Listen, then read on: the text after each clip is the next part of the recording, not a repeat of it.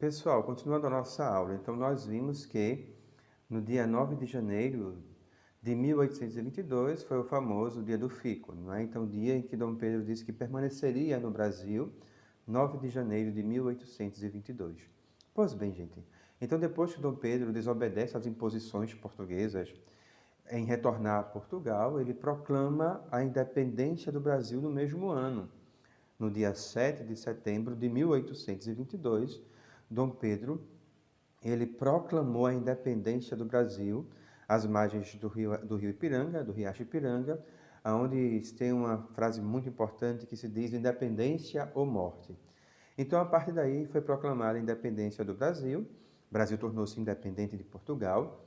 E Dom Pedro, ele governou o Brasil cerca de 9 anos, até 1831, quando ele abdicou do trono de imperador do Brasil.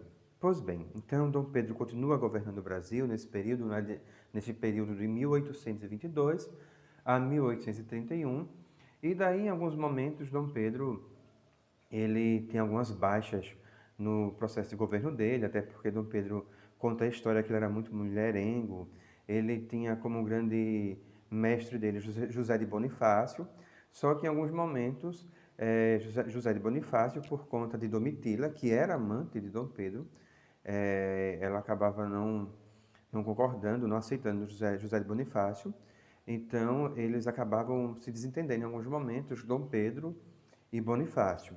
Pois bem, o fato é que os anos vão passando e alguns pontos são marcantes, como por exemplo em 1824, quando houve a Constituição do Brasil, que excluía a maioria dos povos pobres da população brasileira, porque os pobres eles não poderiam escolher os seus representantes.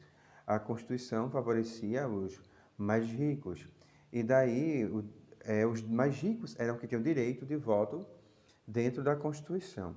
Houve a chamada Noite da Agonia, que foi nos dias 11 e 12 de 1823, e daí, nesse dia, foi chamada Noite da Agonia, porque foi quando José de Bonifácio Andrada, que era do Ministério, na manhã do dia 12, ele, perante o Congresso, compareceu como ministro do Império e leu o decreto de Dom Pedro I, que dissolvia, ou seja, acabava com o parlamento. Pois bem, nessa Constituição de 1824, ficou estabelecido que o Brasil tinha 4 poderes, tá? O poder executivo, o legislativo, o judiciário e o moderador. Só lembrando que o executivo e o moderador era exercido pelo imperador, ou seja, ele tinha os poderes nas mãos. E em 1824, ainda no mesmo ano, vai haver a chamada Confederação do Equador, que a dissolução da Constituição em 1823 provocou nas províncias o descontentamento, ou seja, a população começou a ficar descontente com Dom Pedro. Em Pernambuco, por exemplo, aqui no nosso estado, houve a chamada Revolução Pernambucana, porque foi nomeado para Pernambuco um homem chamado Francisco Paz Barreto. Era o cabo Francisco Paz Barreto, que não foi aceito pela população, e em 2 de julho de 1824, surgiu então a chamada Revolução, visando proclamar Pernambuco independente de Portugal, não, do Brasil, não é? E daí a ideia era fazer uma certa república, não é? Haver a chamada Proclamação da República. Então, mais uma vez, Pernambuco com a ideia de se tornar uma república, ou seja, não concordando com o reinado de Dom Pedro I. Nessa Confederação do Equador, os principais líderes foram Frei Caneca, que foi executado no Forte das Cinco Pontas, que tem até aqui em Recife. O Forte das Cinco Pontas fica em Recife, aqui em Pernambuco, lá no chamado Recife Antigo.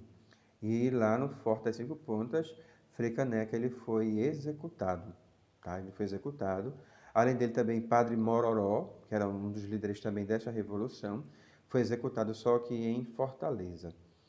E um outro fator ainda que deixava a população mais desgostosa com Dom Pedro foi a chamada Cisplatina, tá? A Cisplatina era a província da Cisplatina, ela foi tomada em 1828 e proclamou a sua independência porque tornou-se um país que hoje é o Uruguai. Então foi a chamada Cisplatina, a província da Cisplatina. Então tornou-se independente do Brasil, tornou o que hoje é o país do Uruguai, e isso cada vez mais fazia com que a população pudesse rejeitar o governo de Dom Pedro. E daí, quando houve o assassinato de um jornalista chamado Líbero Badaró, foi assim realmente um momento que a população ficava mais desgostosa ainda com Dom Pedro, porque Dom Pedro já não tinha mais o controle, né, do Brasil em mãos, tanto que houve uma chamada Noite das Garrafadas, a Noite das Garrafadas, que Dom Pedro tentou viajar pelo Brasil para reconquistar a popularidade dele. E na Noite das Garrafadas conta que estava tendo um evento no Rio de Janeiro, no qual os portugueses invadiram o evento. Aliás, os brasileiros invadiram o evento dos portugueses e os portugueses, em contrapartida, atingiam garrafas. É por isso que é chamada da Noite das Garrafadas. Pois bem, gente, o fato é, dentro de todos esses contextos de revoluções, não é, de descontentamento, Dom Pedro ele decide abdicar do cargo de imperador. E no dia 7 de abril de 1831, ele abdicou do cargo de imperador e deixou o império para o seu filho, não é? Porque era hereditário, era por direito, o seu filho poderia e deveria assumir. Só que tem um pequeno problema, que o filho de Dom Pedro I, ele era uma criança ainda e não poderia assumir o cargo. Então se instituiu no Brasil o que nós chamamos de período regencial.